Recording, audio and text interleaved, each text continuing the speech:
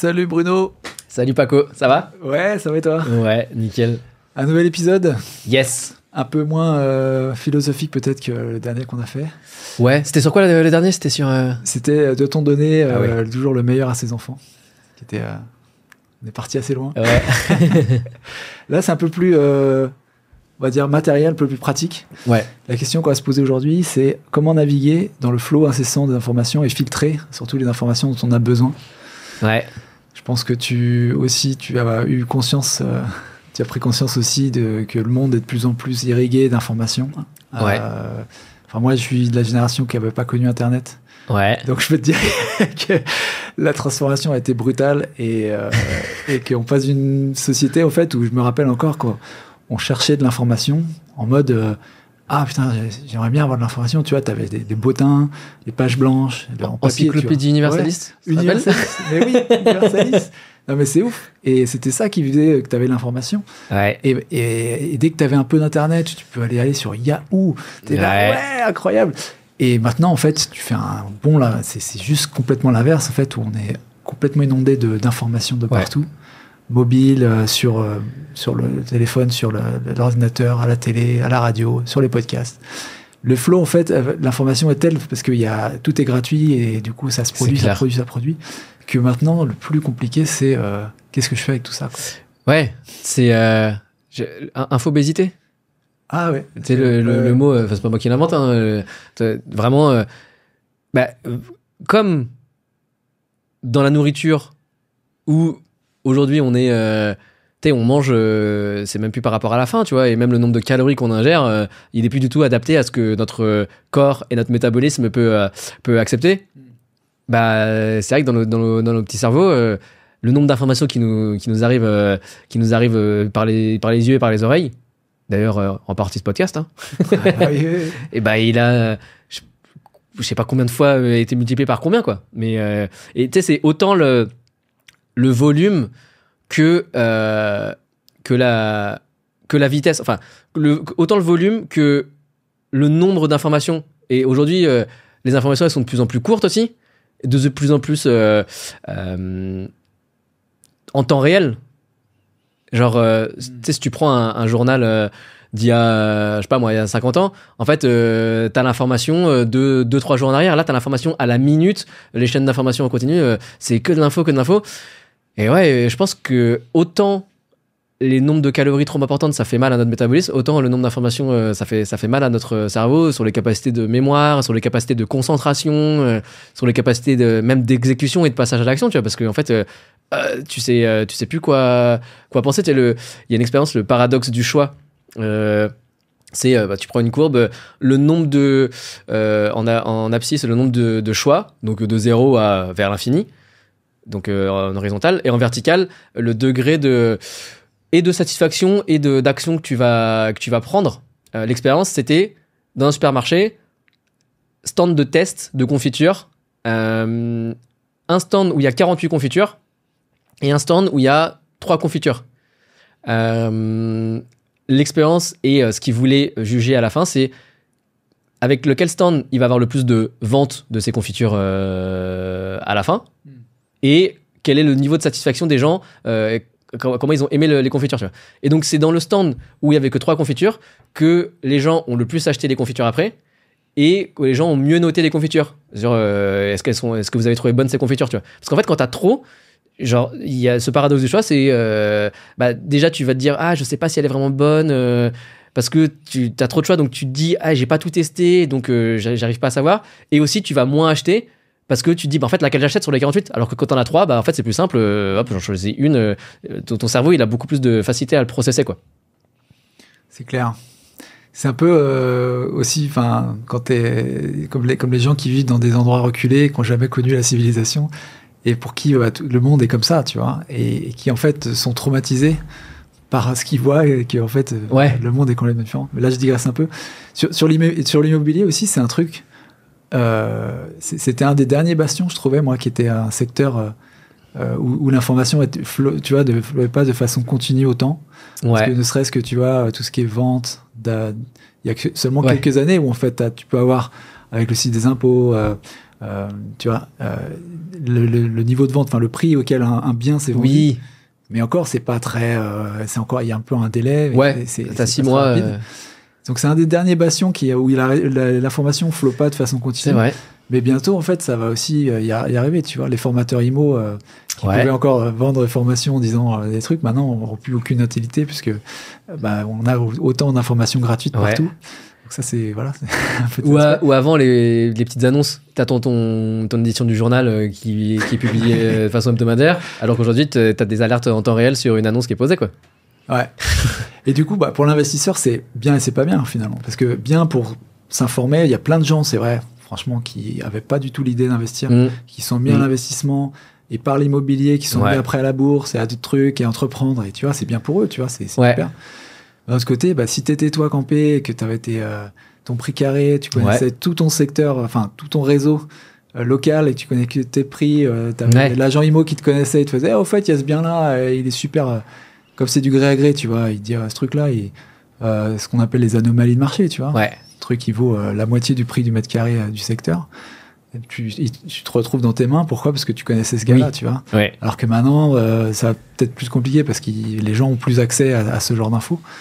Peut-être ça va venir aussi comme ça. Mais de manière générale, je trouve que c'est clair qu'aujourd'hui, il faut faire un effort pour filtrer les infos. Et trouver celles qui sont les plus actionnables. Ouais. Et ça demande vraiment un effort que en fait, je pense qu'on sous-estime beaucoup. On pense que c'est naturel, que naturellement, on va se détourner. Quand il y en a trop, allez, je pose mon téléphone. Et... non, en fait, très, très, très, très, très bon point parce que, tu sais, qu'on parlait des infos, quand on parle du flow d'infos, genre, je pense qu'un des plus gros fléaux aujourd'hui, c'est les notifications. Les notifications, ça suce ton temps. Non mais genre... T'en as encore, ça, des notifications ? Du coup, c'est une des petites techniques que j'allais dire à la fin, tu vois. Juste enlever toutes les notifications sur ses téléphones. Ouais. Et j'en ai vu une, là, récemment, que j'ai mis, et c'était vraiment pas mal. C'est mettre son téléphone en noir et blanc. Et du coup, c'est juste... ça t'enlève la simplicité d'accéder, tu vois. On a tous sur nos téléphones les onglets, les icônes qui sont rangées à un endroit. On connaît presque par cœur, tu vois. Je vais aller sur YouTube. Je sais, hop, je fais un swipe vers la droite. Il y a le petit icône là. Dedans, il y a YouTube. Et genre, je le fais automatiquement, tu vois. Genre, ça me prend un quart de seconde et je vais dessus, des fois pour rien, tu vois. Juste de mettre en noir et blanc, en fait, ça rajoute une petite friction. Et du coup, ça devient plus dur, tu vois. Parce que juste de dire, l'icône YouTube, il est plus rouge, il est un gris, une espèce de gris. Tu le vois plus autant. Et du coup, juste le fait de moins le voir, ça te réfrègne d'y aller, tu vois. Et donc, tu vois, toutes les notifications, c'est toujours une petite pastille rouge. Parce que c'est ce qui te pop, tu vois, à l'œil aussi. Ouais. Et donc, le règle de mettre en noir et blanc, ça, automatiquement, entre guillemets, comme tu le disais, s'empêcher de regarder et de poser son téléphone, c'est très dur à faire.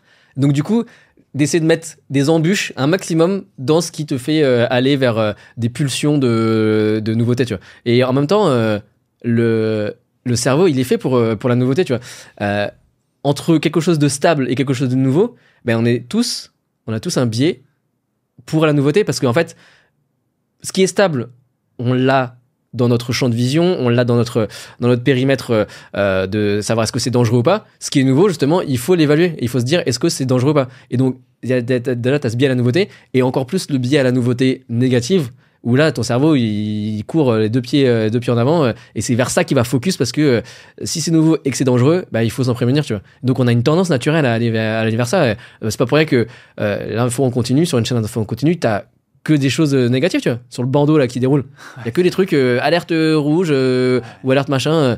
Tu sais, ton cerveau il est câblé pour aller vers ça, quoi. Et donc faut mettre, comme tu dis, faut faire un sacré effort. Il faut soi-même se mettre des barrières pour pas y aller, quoi. Et pour se prémunir, quoi. Non, c'est vraiment une drogue, hein. Et c'est vrai que ton truc du noir et blanc là, c'est un peu comme si tu t'allais chez McDonald's et que tu prenais un cheeseburger sans sel, sans sucre. Exactement. Ah ouais, carrément. Et tu peux quand même l'avoir, le burger, donc tu l'interdis pas totalement. mais par contre, tu vas prendre un peu moins de kiff ou tu vas y aller tu vas moins plonger dedans, quoi. Les algorithmes aussi sur YouTube qui connaissent vraiment toutes tes préférences, qui vont te donner les suggestions de lecture d'un truc intéressant. C'est super chaud de naviguer là-dedans. Ouais. Moi, j'en suis devenu vraiment plus conscient de ça. D'être sélectif en fait dans mon flot d'informations. Ouais. Bizarrement, depuis que j'ai lancé le podcast, parce que ça m'a fait prendre conscience que ça prend du temps de construire un contenu, Ouais. mais qu'en même temps c'est très facile de construire un contenu. Enfin, Ouais. ça prend du temps de construire un contenu pertinent, Ouais. travaillé, réfléchi, mais le fait même de partager du contenu, c'est n'importe qui peut faire. Oui. Quoi. Tu crées ta chaîne YouTube, tu filmes ton truc, tu auras peut-être personne qui va le voir, mais tu auras ton contenu, il sera là. Ouais. Il y a personne qui va te dire stop, on arrête. Oui. Et au début, c'était un des trucs justement que je trouvais vachement bien dans le podcast, c'est que par rapport à la télé ou quoi, ou quand tu écris un livre, tu as toujours la barrière de l'éditeur qui va lire son truc, dire non, excuse-moi, par rapport à ce public, est-ce que tu vas, ça va pas bien et tout. Ou alors qui va aussi pouvoir t'arrêter, tu vois, tu fais une émission, tu des genre Benjamin Castaldi, tu vois. Ouais. Il faut que tu aies un train de vie énorme, évidemment. Tout le monde le sait. Ouais. Il faut que tu produises, quoi. Il faut que tu sois là, que tu bosses. Oui. Mais par contre, ce que tu vas créer, il faut que ça soit en ligne avec ce que le lecteur veut. Et si le mec de TF1 te dit écoute Benjamin, là, tu vois, non, on a besoin d'un public plus jeune, Benjamin, tu vois, là, t'as les traits tirés, t'es vieux, écoute, fais autre chose. Tu vois, qu'est-ce qu'il peut dire? Rien, c'est pas sa chaîne, il est juste là, tu vois. Ouais. Et en fait, dans le monde de la nouvelle créateur économie, ce que je trouvais génial, mais du coup, la contrepartie, c'est que ça abonde en termes d'offres. C'est qu'il n'y a personne pour te dire non, on arrête, quoi. Il n'y a personne qui peut dire quand je publie mon podcast, non, il n'est pas assez bon, on va pas le publier, tu vois. Ouais. Ça, je trouve ça top, mais du coup, ça veut dire que tout et n'importe quoi, entre guillemets, pour aller inonder les cerveaux des gens. Tu vois. Ouais. En fait, je me suis vraiment pris conscience de ça à ce moment-là. Et du coup, tu t'es dit quoi? Tu t'es dit, justement, il faut que j'inonde le cerveau des gens avec des choses qui sont intéressantes. Ça m'a mis un push de responsabilité en me disant, en fait, là, tu vois, il faut que je sois toujours focus sur créer un contenu par minute, tu vois, une sorte de volumétrie de contenu qui soit raisonnable, tu vois. Ça veut pas dire il faut être absolument que tout soit actionnable, tout colle dans 10 minutes, que tu vois, tac. Ça peut être un style, mais pas, tu vois, je suis vraiment devenu très très conscient du temps que je prends aux gens qui m'écoutent, même s'il faut autre chose à côté. Mais c'est vraiment quelque chose de précieux, le temps, et encore plus dans une société où toute l'info, elle est gratuite, et donc elle perd de sa valeur, tu vois. Peut-être. Parce que si on base la valeur sur la rareté, fatalement, mécaniquement, tu vois, l'information devient de plus en plus, de moins en moins de valeur, quoi. Ouais, ok, je vois le point que tu veux dire. Et il y avait une citation, le gars qui a fait Start with Why, Derek Sivers. Sinek, non? Ah non, bah c'est un autre, c'est un autre auteur. Il s'appelle Derek Sivers. Je confonds avec Sinek. Et cette citation, c'était: si la solution c'était d'avoir la bonne information, on aurait tous un corps d'athlète en béton et des millions en banque. Et tu vois, je suis d'accord que en fait, l'info, elle peut être géniale pour donner le déclic et juste pour élargir les horizons. Tu vois, comme le podcast, comme quand tu invites des invités, quand tu invites des personnes qui vont partager leur expérience et leur histoire, c'est génial. Et après, il y a le passage à l'action. Et ça, le passage à l'action, c'est jamais... Enfin, l'information, il peut te dire le comment, mais elle va jamais te pousser vraiment à l'action. Et même, des fois, c'est l'inverse, tu vois. Encore une fois, l'expérience dont je parlais au début, le paradoxe du choix, plus t'as d'informations, parfois, plus tu vas avoir du mal à te lancer, plus tu vas avoir du mal à passer à l'action. Donc, ça, c'est vraiment compliqué. Mais par contre, je pense que, comme tu le disais, aujourd'hui, tout le contenu qu'il y a sur Internet, c'est génial pour donner aux gens le goût et pour dire, ok, c'est possible et toi aussi, tu peux le faire, tu vois. Et ça, je pense que c'est un super bénéfice qu'il y a eu. Maintenant, il ne faudrait pas que ça aille... et tous les gens qui n'arrivent pas, qui sont embourbés dans cette infobésité-là, il faut qu'ils arrivent un moment à passer à l'action, et pour ça tu vois, à mettre des techniques comme on disait, ok là je focus, j'enlève des distractions, j'enlève des notifications. Moi, il y a un truc que je me suis mis parce que j'ai tendance aussi à être très curieux, tu vois, et à m'intéresser sur plein de sujets. Donc forcément, moi, YouTube, c'est mon réseau que je consomme le plus, avec les podcasts aussi. Je peux partir genre dans des trucs La journée, quoi. what the fuck, quoi. Et pourtant, ça m'intéresse. Genre, j'ai déjà regardé des parties d'échecs, tu vois, alors que je m'intéresse pas aux échecs, tu vois. Et je me suis dit, et je trouvais ça passionnant, tu vois. Donc je passais 2 heures à regarder des parties d'échecs, tu vois. Et je connais les règles, mais j'ai jamais. Et du coup, je me suis dit, putain, il y a un pote qui m'a dit en plus, ouais, vas-y, tu veux pas te jouer aux échecs avec moi sur chess.com et tout. Je fais pas tout de suite parce que je sais que si je vais aller dedans, je vais y passer trop de temps, tu vois. Donc bref, je peux partir dans des trucs. Et du coup, là, pour essayer de me contrecarrer, mon petit cerveau qui veut toujours aller chercher de la nouveauté, je me mets. Par chaque mois, en fait plutôt par trimestre, tu vois, genre ce trimestre là je voudrais développer telle compétence, ou en tout cas il y a ce sujet là que je veux creuser, et donc ça me permet de continuer à consommer du contenu, mais j'essaie toujours de le raccrocher avec 3 thématiques que j'ai, tu vois, là, en ce moment c'était le storytelling, le podcasting, parce que du coup là, et ce qu'on fait ensemble, tu vois, moi je remets le pied dedans, et du coup je voulais voir un peu ce qui se fait aussi, et pour être dans le coup, tu vois, et pour me dire qu'est-ce qu'on peut apporter de nouveau, tu vois, aussi, et qui soit pertinent. Et le 3e sujet, c'était sur des activités avec les enfants, tu vois, sur l'aspect moteur des enfants. Bon bref, un autre truc, et du coup là le contenu que je regarde, c'est principalement là-dessus, tu vois. J'essaie toujours de me raccrocher quand je sens que je vais divaguer, enfin que YouTube me fait divaguer, me faire partir d'un truc. Je me dis non, attends, je regarde la liste, ok, c'est pas ça, donc je remets les mots-clés dans la barre de recherche et essaie de retrouver des trucs qui sont liés, tu vois. Et comme ça, je comble mon envie d'en savoir plus, mais dirigé vers un contenu que j'ai envie d'apprendre, et potentiellement que j'ai envie d'actionner aussi, tu vois. Là, le podcast, je sais qu'on va faire ça ensemble, et du coup ça m'aide, enfin c'est utile, tu vois, et je peux l'actionner, et je vais l'actionner, tu vois. Donc c'est pour les gens qui veulent faire de l'immobilier par exemple, et qui sont dans trop d'informations, c'est pareil, à un moment donné, se dire ok, il y a 1000 façons et 1000 stratégies de se lancer dans l'immobilier, mais réduis la shortlist, prends-en peut-être une seule, et si t'arrives vraiment pas, prends 2 ou 3 façons et ponce-les et vas-y dessus et mets en pratique, tu vois. Commence à faire des visites en ayant, je sais pas moi, par exemple, stratégie, y a quoi comme stratégie là que t'as eu comme invité récemment?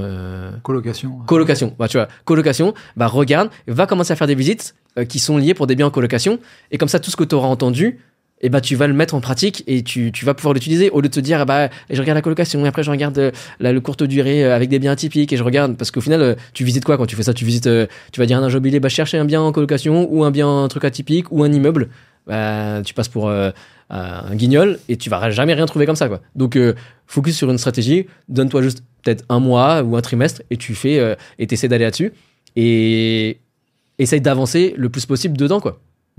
Et mais passe à l'action sur un exemple, sur une stratégie concrète, quoi. Et après, tu vois, si ça te plaît pas, ok, là tu peux te dire je regarde s'il y a pas autre chose, mais n'abandonne pas non plus aux premiers obstacles, parce qu'il y aura, dans n'importe quelle stratégie, de toute façon il y aura des obstacles.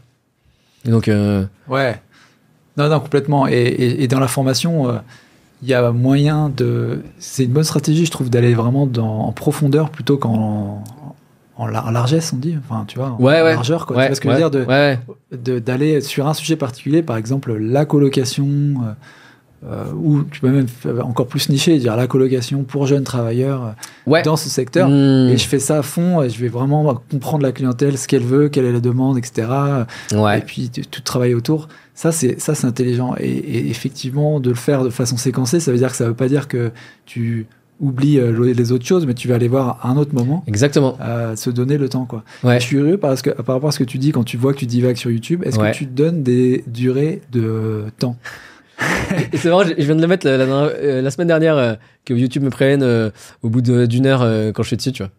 Et, d'accord. Tu fais ça comme ça, ok. Ouais, il y a une fonction sur YouTube, dans les settings, là, dans les paramètres, tu peux dire qu'il t'envoie une alarme au bout d'un certain temps. Et du coup, je l'ai jamais je l'ai jamais utilisé. Enfin, il m'envoie les trucs et je dis non, c'est bon, je continue. Ouais, super. Oh, Mais- ça marche bien. Mais par contre, j'ai continué, mais ça m'a fait revenir au sujet que j'avais. Après, du coup, ça marchait pas forcément.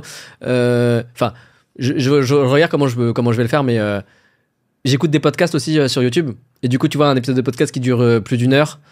Du coup, quand ça me l'envoie et que ça interrompt le truc, bah, ça me fait suer, quoi.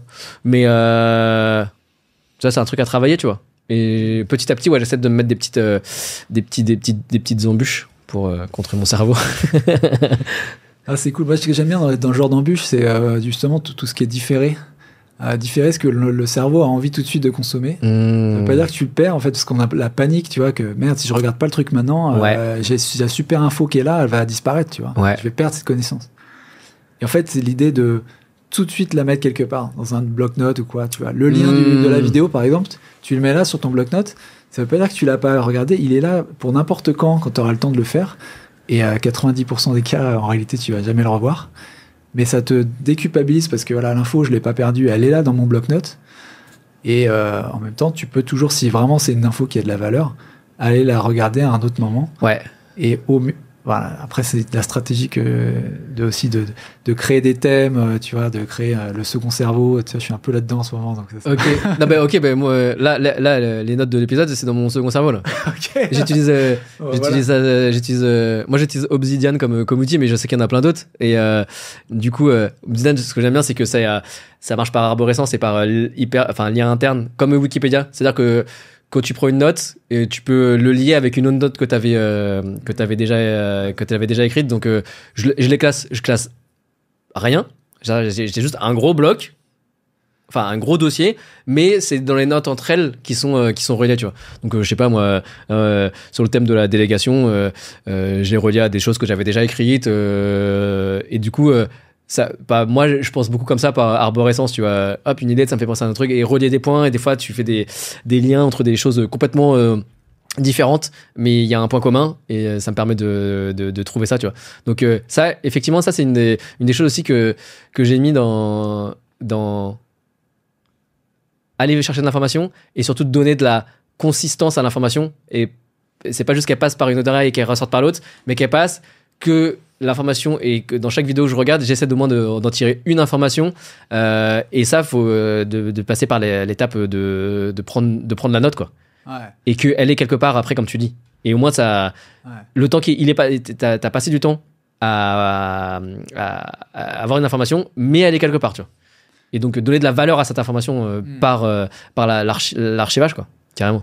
Et ce qui est puissant vraiment, c'est de la relier, cette info, après à des projets actionnables, à l'action, en fait, de la relier à l'action d'une manière ou d'une autre, parce que sinon, en fait, même le cerveau, il va pas cette envie de se porter sur cette information si elle va pas l'aider dans une action et tout.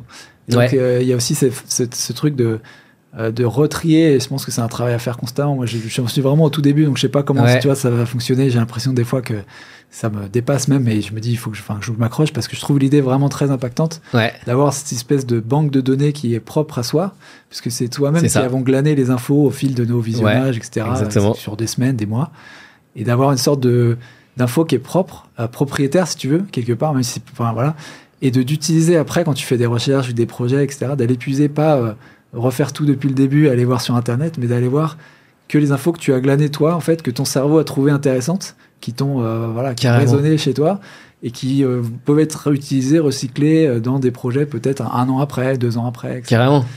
Et du coup, là, t'es pas en mode passif, t'es vraiment en mode j'ai construit de l'info pour moi, quoi. Ça, je trouve ça vraiment super comme idée. Après, dans les faits, là, tu vois, par exemple, là, le contenu tu sais, qu'on enregistre ces épisodes, on se donne la thématique et on y a réfléchi un petit peu avant aussi, chacun de notre côté. Moi, j'ai utilisé des notes que j'avais. Moi, ça fait un an, un peu plus d'1 an que j'utilise Obsidian. Donc, plus ou moins, tu sais, des fois, dans un mois, j'ai 30 notes, 50. Et des fois, juste, j'oublie un peu et j'en produis 2-3, tu vois, des trucs vraiment... quand j'y pense, en fait. Et je sais pas, je dois avoir peut-être 1 millier de notes. Non, moins. 700. C'est pour ça que tu étais si rapide à sortir la liste de questions là quand Ouais, on exactement. a préparé le truc. Exactement. Parce que elles sont déjà toutes quelque part. Plus rapide que l'éclair. Mais ouais, elles sont déjà quelque part. D'accord. Et du coup, après, comme je te disais, avec les liens, là, j'ai cherché sur les mots-clés qu'on a mis, délégué, ou là, l'information, tu vois. Et en fait, j'ai des choses que j'ai déjà processées, ou sur lesquelles j'ai déjà mis un peu de temps de cerveau dessus, et ça fait le lien, tu vois. Et du coup, je sens, tu vois, bon, il y avait un épisode qu'on a fait sur marathon et sprint. Bah, pour le coup, faire cette banque d'informations, de réflexion, ça, c'est vraiment un marathon, tu vois. Et tu sais pas trop quand elles vont être réutilisables, ni réutilisées. Mais, bah, aujourd'hui, là, après plus d'un an, bah, je vois que c'est... Tu vois les résultats exactement maintenant, quoi. Ouais, tu vois la flywheel dont tu parlais, tu vois, ouais. bah, là je le vois carrément, tu vois. Et c'est trop bien, tu vois. Ça doit être jouissif, de connecter les points. Ouais. Tu sais, parce qu'il y a plein de fois dans ta vie où tu dis ah ouais, putain, ça me fait penser à ce truc là, j'avais vu. Et là, tu vois, c'est beaucoup plus facile d'y accéder, quoi. Bah, en fait, c'est à ta propre mémoire, quoi. Ah, tu me fais rêver, là. Ouais, non, mais du coup, ça fait pas tout, mais franchement, c'est cool et tu sens un truc. Et du coup, je culpabilise moins aussi en faisant ça, de consommer de l'information, tu vois, parce que je me dis, en fait, c'est important. Et des fois, quand YouTube me fait divaguer, je tombe sur des trucs qui sont sur des sujets complètement qui n'ont rien à voir, mais tu peux faire des passerelles, tu vois. Et ces moments-là, tu dis, ah ouais, putain, trop bien. Ça, je sens qu'il faudrait qu'on fasse un épisode rien que là-dessus, sur le second cerveau, parce que je pense que les gens verront plus. Ouais, voire même avec, tu vois, partage d'écran ou quoi, pour comprendre vraiment où quoi va où, tu vois. Ouais. Mais en tout cas, est-ce qu'on peut du coup terminer ce thème avec un outil ou une méthode? On en a quand même pas mal couvert, mais des trucs que tu utilises pour bloquer, tu parlais de mettre en noir et blanc ton mobile, pour bloquer ces infos et vraiment te concentrer sur celles qui t'intéressent. Qu'est-ce que tu utilises d'autre dans la captation, du coup, pas forcément dans la récupération derrière avec ton second cerveau, mais tu vois, qu'est-ce que... Ok, bah ça va être... c'est pas la captation, c'est limiter la captation, justement. C'est un plan d'apprentissage. C'est-à-dire, on a tous, notre cerveau a la volonté d'aller chercher des nouvelles informations. Donc, les nouvelles informations, c'est des informations qui peuvent être d'aucune utilité, style les news. Enfin, les news, Du coup, d'ailleurs, petit point 0, genre arrêtez de regarder les news, tu vois.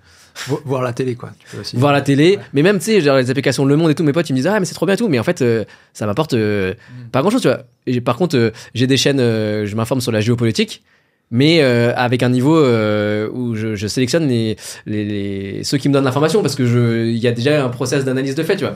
Mais par contre, ce que va me donner le monde, le temps, la plupart du temps, c'est bof, tu vois. Ouais, non, donc, couper les news. Et puis faire son plan d'apprentissage. Alors ce trimestre-là, j'ai envie plutôt de me focaliser sur ça, pour se laisser à son cerveau le kiff d'aller chercher de la nouveauté, et puis d'essayer de se rattraper à ces branches-là à chaque fois qu'on divague. Et puis après, juste couper les notifications, enfin les petits hacks sur ton téléphone, couper les notifications, et puis mettre en noir et blanc. Du coup, tu sais, moi j'ai un iPhone. C'est où tu vas dans Shortcut. Et tu vois, moi, j'appuie 3 fois sur le bouton on/off et ça passe en noir et blanc, tu vois. Donc quand je me mets dans une session où je veux travailler, j'appuie 3 fois, ça me met en noir et blanc et ça m'évite un peu les distractions, quoi. Donc c'est vraiment essayer de se dire, déjà conscientiser qu'est-ce que je veux apprendre et couper, essayer de se mettre des embûches pour couper tout ce qui ne va pas dans ce plan d'apprentissage, qui évolue chaque trimestre ou même chaque mois, comme vous voulez. Mais en tout cas, vous mettre un sens derrière ce qu'on met dans notre cerveau, quoi. Ouais, driver exactement ce que le cerveau doit aller chercher. Ouais, comme se dire, tu vois, si je veux suivre un régime, tu vois, pas forcément pour perdre du poids, mais moi, qu'est-ce que je veux que mon régime alimentaire soit pour que physiquement je me sente bien. Bah, c'est, je sais que j'ai tant de calories, et là, peut-être ce trimestre-là, je vais plus travailler. Je veux travailler plus mon cardio, ou je sais pas moi, pour ceux qui font de la muscu, mes jambes, ou plutôt le haut de mon corps. Et donc, peut-être tu te dis, bah, il faut un programme pour ça. Et donc, si aujourd'hui je suis en train de travailler mon cardio, je vais pas faire des trucs qui sont des trucs explosifs, parce que ce trimestre-là, c'est mon cardio, et puis voilà, je reste focus là-dessus, quoi. Ouais. Donc c'est vraiment la même chose, quoi.